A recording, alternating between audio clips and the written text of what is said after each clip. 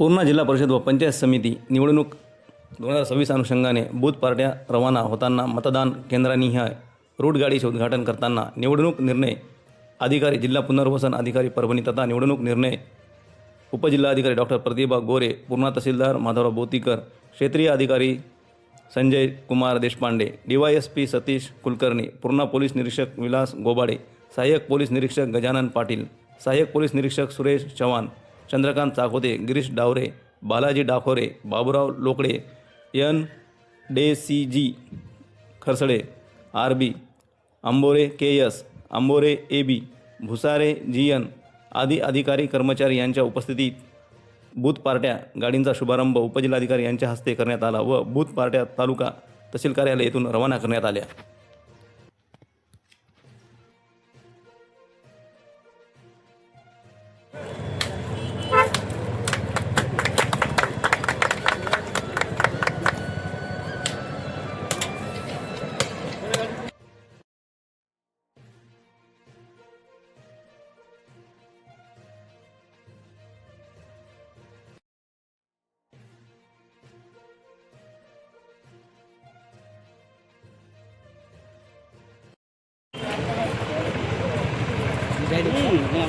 ये खान